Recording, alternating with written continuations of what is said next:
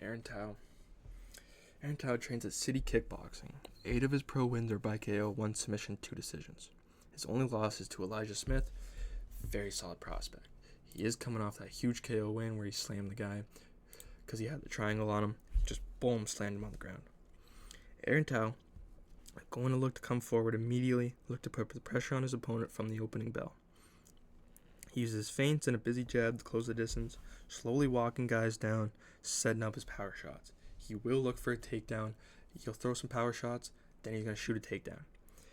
In close, Tao is strong. He does good work in the clinch. He has solid takedowns. If he can get his hands locked, he's going to pick you up, possibly even slam you if he has the chance. He could even take you across the cage if he wants. He's comfortable trading in the pocket. He's going to look to trade in the pocket, but he's overall going to look for that KO, or if he can get you to the ground, he's going to look to either ground and pound you out or look for a submission. We're going to go over to Bat, because I don't know how to say his name. He's never gone to the distance in 10 professional fights, has never gone to the third round.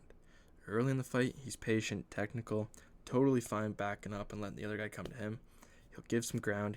Then, when you throw a jab or a cross, he's going to come right in with a counter, throwing big, heavy shots at you. He's not the guy who throws a lot of punches, but when he does, he's looking to hurt you. He trusts his chin. He trusts his hands. If you do end up dropping him, he's going to recover somewhat fast, but you have to get him out of there real fast if you are going to finish him. But I do, in this spot here, I believe Aaron Tao is almost an underdog. It's a very, very close fight. If you were to bet on this, I'd probably stay away from it. Me personally, I'm not betting on it. I think the lines are just too close, and this fight can go either way. But I'm overall going to go with Bat just because he's the more solid fighter. And overall, he's a little faster than Tao. He doesn't make as many mistakes just because Aaron Tao can get a little reckless. I just can't trust that. But I do have Bat winning this fight by submission in round 2 just because I think he's overall a little bit better. I think he's going to get Tao to the ground. Or if I think Aaron Tao will go for a takedown. It's going to get reversed on him. Boom. That's all he needs. All right. Lawrence Liu. We're just going to call this guy Bo.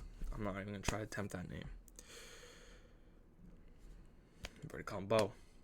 Has 10 fights, finished 7 of his opponents. He's been finished once. We're going to call Bo versus Liu. Let's get into Bo first. Has finished 10 of his... Bo versus Liu. He has 10 fights. 7 of his opponents have been finished. What the fuck? Bo versus Liu. Let's get into Bo first. He has 10 professional fights. Has finished 7 of his opponents. He's been finished only once, which was in 2023. All right, let's go with Bo. We're going to start off with Bo first, this guy right here. He has 10 professional fights, finished 7 of his opponents. He's been finished once, which came in 2023. Bo is a technical pressure striker who constantly looks to back you up, keeps you moving back. He'll line up that cross for himself. That's where he finds. He's going to look up to line the cross up. What the fuck? He's going to look up. He's going to look to set up that cross because he does favor the cross a lot. He throws it a lot. He loves to throw it. Overall, it could be the downside to him, but let's start again. Let's go Bo versus Liu.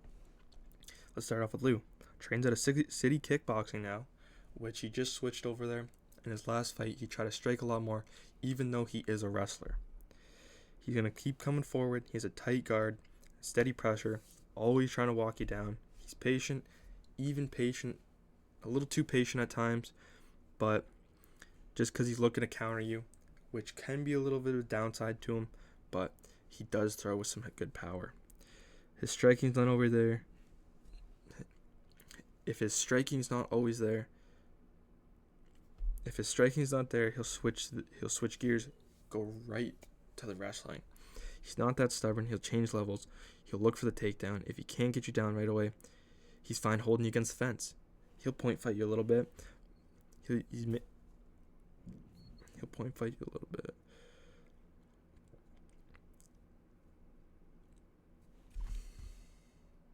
All right, let's go Bo versus Lou. Let's start off with Bo first. He has 10 fights, has finished 7 of them. He's been finished in 2023, but hasn't been finished since. He's a technical pressure striker, constantly looking to back you up, keep you moving back, line up that cross. That's his money shot. He's going to look for small holes in your game. I think he will be able to find Lou and possibly drop him. He is a little bit of a skinnier bantamweight. Doesn't really look like he should be in that division. Looks like he should be a flyweight, but he does have some sneaky power. He's not reckless with it, with his striking. Overall, he's a solid fighter. He's comfortable walking you down. He's slowly picking you apart. I think he definitely can pick Lou a little bit apart, just due to Lou's slow striking. He's a little too patient at times. He does have some fast strikes, but when I say slow, I just mean he's a little too patient at times. If he's striking, it's not working too much. He doesn't mind wrestling you. If he can't get the takedown, he's going to just hold you against the cage. He moved to city kickboxing. He's been trying to strike a lot more, which he did in his last fight. He knocked the guy out. He's looking to counter. He has 4 finishes and 7 pro fights. 3 if you don't really want to count the doctor stoppage.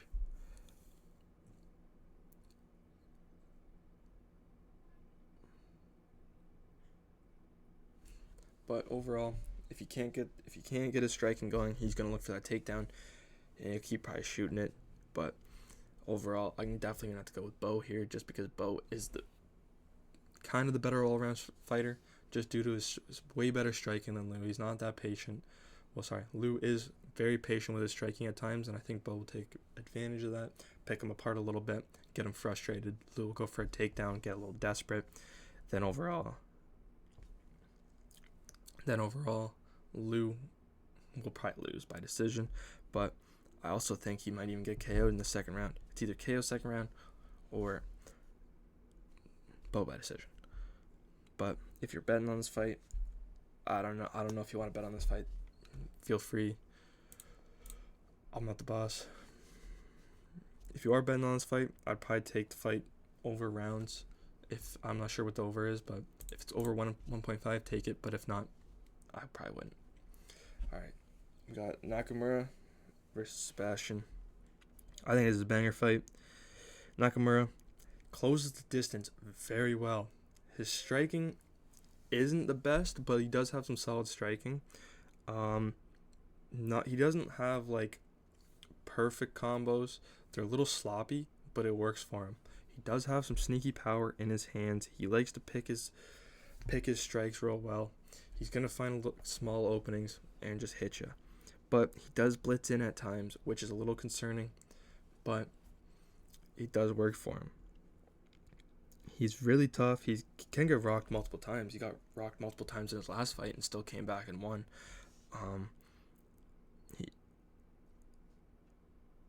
He's got good hand speed, good power. Overall, I do think he has a good base. What the fuck? Alright, let's start again. Alright, we got Nakamura. We got Sebastian. Sebastian, very good fighter. I think he's pretty underrated in my opinion. Very good kickboxer. He likes to mix it up. He'll chop your legs. He's very patient. He's going to wait till you kind of come to him. When you're in his range, he's going to maybe throw a 1-2. He likes to finish his combos off with some leg kicks or even a kick. At range, he's going to kick you a lot. He's going to kick you to the body. He's going to throw a head kick. He's going to leg kick you. He's going to use his movement. He's going to use his footwork to stay at range and overall pick you apart and try to gas you out eventually. But Nakamura has some good distance management and overall has some sneaky power. I think this will be a back and forth fight just due to both how these guys fight. Nakamura will probably bring it a little bit. He's going to try to pressure Sebastian, but Sebastian's just going to keep walking him down.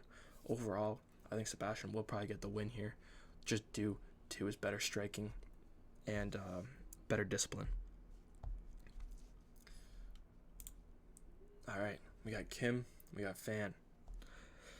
Very Should be a close fight, but I'm probably going to go Fan here. Fan has faced Quilland twice, who was fighting on the same card. He's faced him twice, he got subbed twice. But he is just a wrestler. He doesn't have much to him. His striking's okay, but overall he's going to look for the takedown. He's a pretty boring fighter, I have to admit. It's not like his striking to anything special. He just uses his striking to set up his takedowns and take you down and pressure you there, gas you out. But Kim, he's a pressure guy. He's going to look to walk you down. Throw enough strikes just to close the distance, then throw that power shot. Maybe even go set it up for a takedown.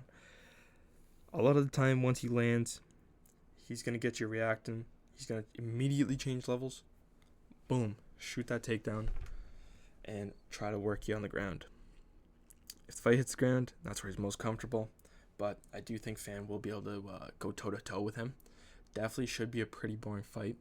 If you do like not high quality wrestling, but if you do like wrestling, you'll be a fan of this fight. But overall, I do think Fan will take the win here, just due to his little bit better wrestling, and he pressures a little bit more with the striking, does damage on the ground. All right, we got Olfi, we got Yiza. Where do I start with Olfi? Olfi is solid. He's a well-rounded fighter. I just can't get behind him though. He's not elite in one area. He's dangerous though, but he likes to take advantage of mistakes. But if you don't really make that mistake and he doesn't see it, he's probably gonna lose. He has faced some pretty good competition, but his striking's pretty mid. His wrestling's okay, but he's a technical striker. If you are a better technical striker than him, though, you are going to pick him apart and just outpoint fight him. But I do think he does do better with submissions and wrestling, but I don't think he'll be able to beat Yiza. Yiza likes to pressure you right away. He's got some good power in his hands. The only way I see Yiza losing this fight is if he gets a little too cocky, goes in the pocket and gets knocked out. But he's really good striking. He loves to keep the fight standing. When opponents constantly try to take him down, he's going to keep defending. He's going to keep getting up. He's not just going to stay down and coast out the round. He's a well-rounded, durable fighter. If he starts falling behind, he might look for a takedown, but I do think this fight will keep standing. I think I might have to go ease off by decision. He could get the KO, but Olfi's very tough. I just don't think he's going to get him out of there. I think he's up by decision, like 29-28. Olfi should take a round, but I just don't think he's anything special. All right, we got Jonathan Mikhailov, and we got Obain Elliott. This fight I had a hard time breaking down just because I really like Mikhailov. I like Obain. Obain's a dog. He's really tough, durable. He is capable of putting opponents away, but I think his record is a little bit deceiving just due to the guys he fought weren't the best talent. In his last fight, when he fought someone, I believe it was short notice, but when he fought someone who had a game plan, who mixed it up with the wrestling, who mixed it up with his striking, he just didn't know what to do. He looked like a deer in headlights. That's why I might have to go Mikhailov, because Mikhailov, if Obain wants to strike, Mikhailov will gladly oblige, because he has strong clinch work. His striking is really good. He throws a kick like a whip. Overall, I just think he's a better striker than Obain. I believe he is taller. Or no, they're not taller, the same height. But he has that reach advantage. He has the leg reach advantage, so he can stay a little bit farther than Obain and just keep kind of picking away at him, chopping the legs. He has been striking a lot more. Mikhailov is a wrestler and a BJJ guy, but he's kind of stepped away from it and going towards the striking, which I fully support. I do think he might be able to put Obain away, but Obain is really tough, so I might have to go with Mikhailov here. Just do even like the stats go to Mikhailov. Lands about 5 strikes a minute, which definitely will work against Obain. He'll gas a little bit, but I do think Obain has a good shot in this fight. But overall, Mikhailov should take over. Keep using his leg kicks, keep him at bay, maybe land a head kick, knock him out. But I think O'Bane's a little too tough for that, so we're going to go with Mikhailov here by decision. All right. This fight is a little iffy. We got Jacob. He's had 7 fights in the UFC. He's 4-3 in the UFC. His most recent win came. If you haven't seen, you gotta look at it. But him versus Andre Petroski.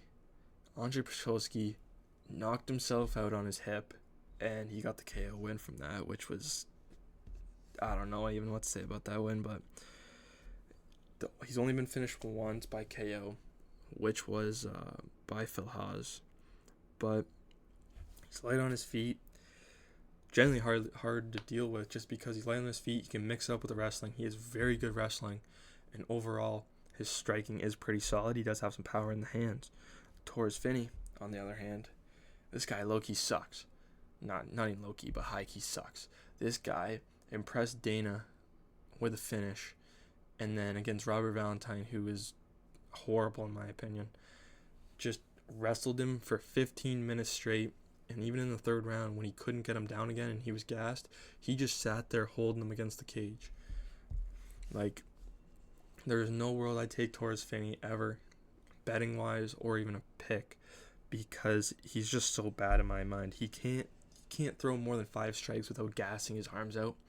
He has to wrestle in order to win fights. I don't know how he's 11-0, but actually I want to check that because I don't think he should even be 11-0. So overall, this guy just sucks. Like, yeah, how is he 11-0? But yeah, like here was his KO win, which he just took the guy down and just kept ground and pounding. Beat Cam Rouston, who was fighting on this card. That's a solid win, but overall, I think he is a pretty boring fighter. I do think Jacob is going to knock him out. He's going to outlast him till the 3rd round and then probably put him away. Cam Rouston, Cody Brundage. I don't know who to choose here. I might have to go Cody, just because Cody's wrestling is very high tier. Not like the highest, but it's definitely up there for UFC level. He's going to pump. Rouston's probably going to come out, pump the jab. Brundage is going to use his movement, avoid it. But Rouston did just come off a win against Andre Petroski, who looked like he took a dove in that fight, honestly. But he can land some pretty heavy shots.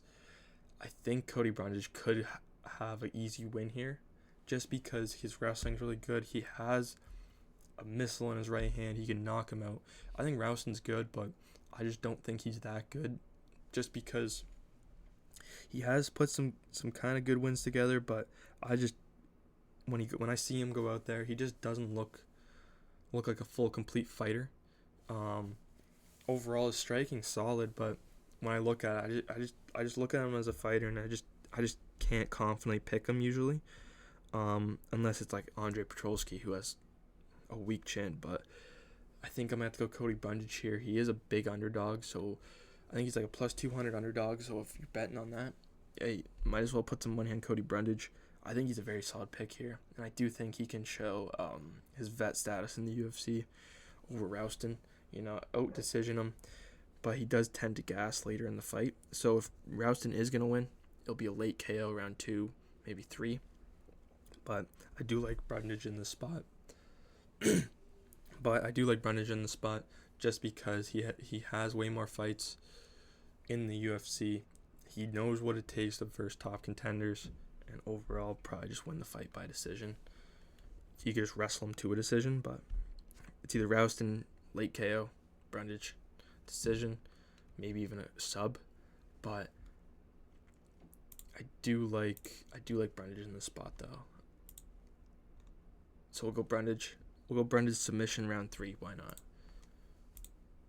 All right, let's go Junior Tafa, and I'm just gonna call him Billy. I don't know how to say his last name. There is no world I am picking Junior Tafa. The Tafa brothers fucking suck. Tafa just came off a loss to Tukos, who, in my mind, is probably one of the worst fighters I've ever seen. And I do not know how Tafa didn't finish him. But Tafa is 2-4 in the UFC. I just have no confidence in Tafa. He's on my fade list. I think Billy will put him out either round 1. He might just sub him. He did have a really impressive win in his last fight against Kevin Christian, I believe. His fight against Ibo, though, very disappointing. But overall, I think Billy is becoming more of a good all-around fighter. Overall, I do think Junior Tafa is okay. He has good power. It's either early KO for Tafa, or Billy's going to take over and just sub him. Tafa is a guy that either gets the early KO, or he's getting out-wrestled and then getting subbed. So we'll probably go Billy by round 1 sub, maybe round 2. All right. One of the easiest breakdowns I have for this card. We got Quillen. We got Jamie Malarkey. Jamie Malarkey, he's solid. He has 10 wins by knockout, 3 by sub, 7 first-round finishes. He did just beat Ronaldo Bedoya, who is solid, but I don't think he's anything else special, before he got KO'd twice. So I do think Quillen will take over this fight. He's going to, pump the jab a little bit. Maybe even land that head kick like he did against Nasrat. But this fight's pretty straightforward. There's not much for a breakdown here. But it's Quillen by KO. Just because Jamie Malarkey gets knocked out so much, his chin's very shaky. And overall, I just don't think he's the best fighter. If he's going against unranked guys, I do think I would take Jamie. But against a guy like Quillen, I have to take Quillen.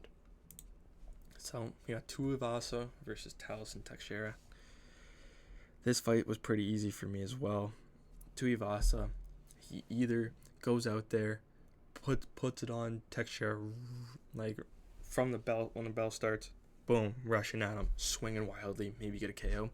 But overall, I think Teixeira is going to win by a boring decision, just outboxing and kickboxing him. Just leg kick here, body kick. If he gets a little too cocky and goes for a KO, I do think Tuivasa could get a KO. But if he does stick to a good game plan, it's going to be keep your distance, use your kicks, keep jabbing him away. So I'll have to go Teixeira just because Tuivasa is on a 5-fight losing streak, and he got finished 4 times in that 5-fight losing streak. Well, it's still going, but I just can't go with a guy who's on a 5-fight losing streak and being finished 4 times. One of the best fights on this card, we got Fiziev, we got Ruffy. I'm a big fight nerds guy, but I cannot pick Ruffy. I think I'm going to go Fiziev. He's a very high-level striker. I do have a clip of for Fiziev that I'm going to bring up, and I do think he's going to do it again. So Fiziev is going to use his kicks. He's going to keep his distance well. Fiziev, Ruffy. All right. So overall, I'm going to bring up this clip just because I do think this is going to happen in this fight. Boom. Like, I feel like Ruffy's going to go for like a wheel kick or something, and Fiziev's just going to not block it, but avoid it real quick. Fiziev, Ruffy. I think Ruffy is a very solid striker, one of the best strikers in the division. His wrestling is the weakness, though. I think Fiziev, another really good striker, kickboxer, Muay Thai base, who's very comfortable mixing it up on the feet. I think Ruffy does have a good chance in this fight if he plays it well, but he is training with Volk's camp now, so who knows. I think the pick will be Fiziev just due to his ability to avoid head kicks. He's going to just lean right back, evade that, and overall he's very patient picking his shots. I think he's going to kind of piece up Ruffy. He just went against another kickboxer in Baja Mendez, who I was a big fan of, and I still am a big fan of. And I was sad to see him lose against Fiziev, but if you're going to lose against a guy who's a good striker, it's going to be Fiziev. I think this fight will show that Fiziev can still compete with top guys and against prospects. Overall, Ruffy did land some good shots against St. Denis, but St. Denis just took him down. So I do think Fiziev will go for takedowns at some point. It was shown in the Gaethje fight. It was shown in the Baja Mendez fight. He's very explosive, and I don't think Ruffy's going to even know that he's going for a takedown. He's just going to explode, boom, Ruffy's already on the ground. So I do think Fiziev is going to win by decision here. The only chance that Ruffy wins is by a highlight reel KO. Dan Hooker, Saint Denis. I've been a Saint Denis hater for a while, but since his last fight against Ruffy and just overall his winning streak, I've had to come around to him. Just because he beat Ruffy, then he beat Dariush, or not Dariush, Dariush. And then Hooker just lost to Armin, one of the best wrestlers in that division. I do think Hooker sucks on the ground. He does have good takedown defense. His striking's pretty solid. But once he gets taken to the ground, he can't do anything. He's just going to sit there. He's kind of like O'Malley versus Merab, just coasting on his back and overall just not doing much. So I think Saint Denis is kind of gonna maul him on the ground. If it's just pure striking, I think Saint Denis will beat him in the striking exchanges just due to he switched coaches. He's looked very solid in his last 3 fights. And Hooker does stand a good chance, but I can't go with Hooker. He just doesn't look that good. He's the type of guy to go out there, leave it all out there, but he can be damaged very easily. And I think Saint Denis might even knock him out, but that is very rare. If you're betting on this fight, could take Hooker at an underdog. Solid odds for Hooker, to be honest, but because he did beat Gamrot, controversial, but did beat Gamrot. So who knows? He could beat Saint Denis. That's how I was thinking in this, but I think I got to go Saint Denis. Just more of an all-around solid fighter, and just a better, like, bang for your buck type of fighter. All right, the main event. So I was on Lopez's side to win the first fight. I was gonna switch up and go Volk just because he's so good all around, but I gotta stay with Diego on this. I think he will knock out Volk this time. Volk is a very, very good fighter. He's good technically. He's a good wrestler. Good BJJ. I do think he can piece up Diego again. He's just gonna stay on the outside, let Diego come to him.